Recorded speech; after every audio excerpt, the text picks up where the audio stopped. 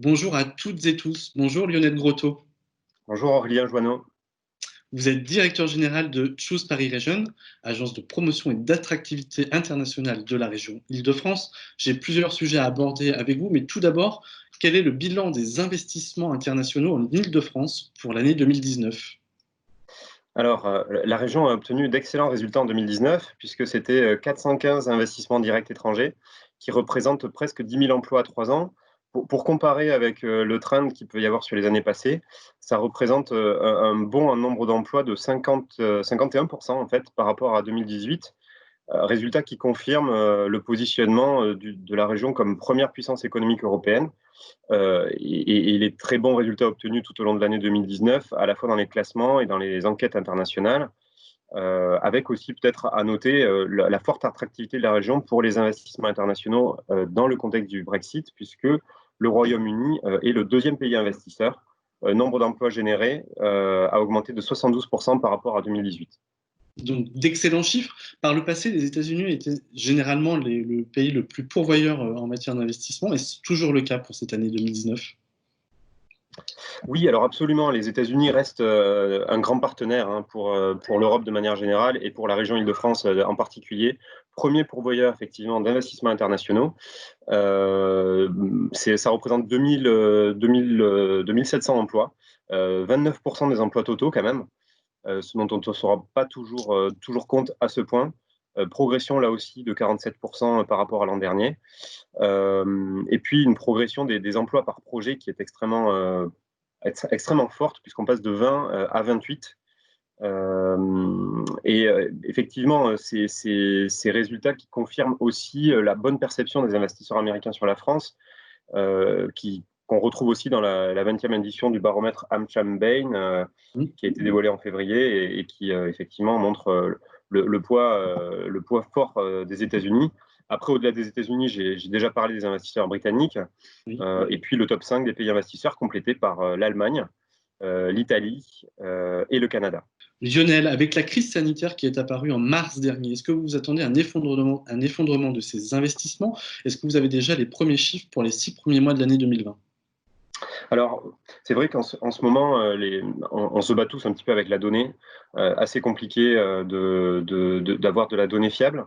En termes de contexte, ce qu'on peut dire, c'est qu'il y a une contraction très forte du PIB mondial qui est prévu en 2020, moins de 3% prévu par le FMI.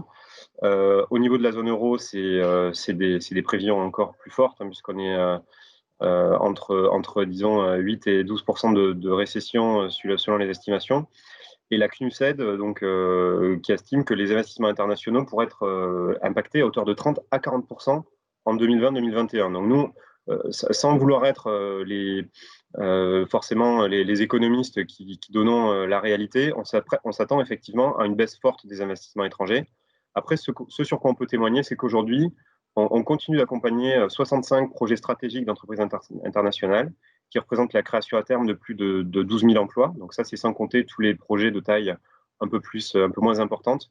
Projet stratégique, pour la faire vraiment très, très courte, même si c'est une définition qui est plus compliquée que ça, c'est en gros plus de 40 emplois par projet. Et donc, on continue d'essayer d'attirer des projets à très forte valeur ajoutée, en particulier centres de R&D, centres de décision et centres de production et de plateformes logistiques. Et donc, comme je disais, des projets, on continue à en avoir beaucoup. Peut-être un autre élément aussi de contexte, c'est qu'on a contacté 500 entreprises à capitalisation étrangère de 43 nationalités implantées en Île-de-France et avec des retours reçus de 180 d'entre elles. Et 65% d'entre elles anticipent un développement de leur activité au cours du S2 2020, du deuxième semestre.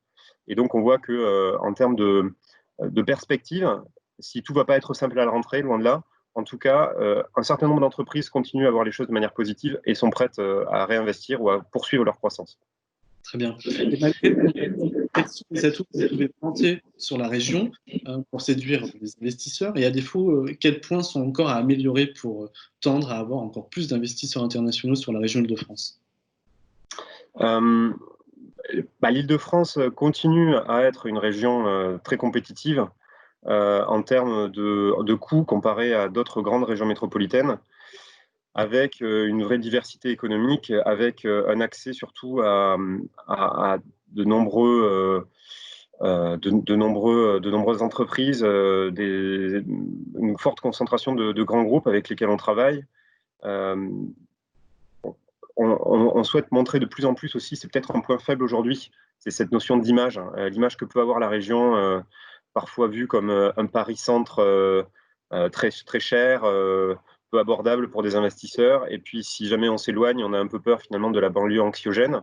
Donc là-dessus, on a tout un travail à faire par rapport aux nouvelles attentes aussi des publics sur tout ce qui se développe en termes de coworking, de co-living. Je pense que ce qui s'est passé en France avec la crise, de pouvoir montrer en fait que la France avait cette agilité, cette capacité à se transformer et à adopter ces nouveaux usages de manière très très forte, ça aussi c'est une vraie chance et quelque chose qu'on souhaite mettre en avant et montrer que finalement, vivre à Paris, avec aussi la réalisation du Grand Paris Express, avec ces nouvelles manières de penser la métropole, avec peut-être moins un petit peu plus de télétravail et des mobilités aussi qui changent, qui se renouvellent, qui deviennent plus durables.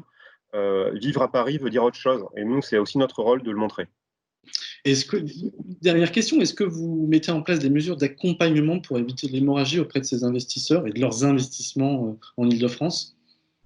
Oui, alors on fait beaucoup, comme je le disais, des prises de contact, des liens directs avec les investisseurs déjà implantés en particulier. C'est cette population-là vers laquelle on s'est beaucoup réorienté aussi en termes de messages et d'attention, parce que c'est eux en priorité qui vont être en capacité de soutenir le pays, de soutenir la région avec des investissements, avec des projets positifs.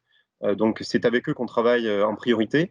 On est en train de finaliser une liste notamment de sites industriels clés en main qu'on peut proposer à des investisseurs, et puis un certain nombre aussi de mesures financières qui vont être rapidement aussi disponibles du côté de la région Île-de-France, un certain nombre déjà annoncés et d'autres à venir. Déjà 70 millions d'euros annoncés en soutien aux filières stratégiques, un certain nombre de grandes filières stratégiques industrielles. Donc voilà, notre parti pris, c'est de continuer à être très à l'écoute de tous les investisseurs, avec un certain nombre de clubs, avec un certain nombre d'initiatives qu'on mène en ce moment, et de pouvoir effectivement, notamment sur des sujets industriels, sur des sujets de R&D, proposer des offres qui soient très en lien avec les cahiers des charges qu'on reçoit. Je vais peut-être donner seulement un exemple d'une action qu'on a menée récemment et qu'on veut multiplier. C'est un challenge qu'on a mené avec le groupe ADP pour pouvoir proposer des solutions innovantes par rapport à toute la problématique de la reprise du trafic aérien et redonner confiance aux voyageurs. On a reçu plus de 300 candidatures, notamment d'entreprises internationales. Et on souhaite multiplier ces initiatives avec des acteurs du territoire sur des projets vraiment de transformation régionale et sur lesquels des entreprises internationales peuvent nous apporter de l'innovation pour nous transformer et continuer à attirer encore plus d'individus, encore plus d'entreprises qui nous aident à aller vers cette région plus durable, plus soutenable et encore plus dynamique. Merci Lionel Grotto pour votre participation. Merci à vous. Merci à vous de nous avoir suivis. À très bientôt sur BITV.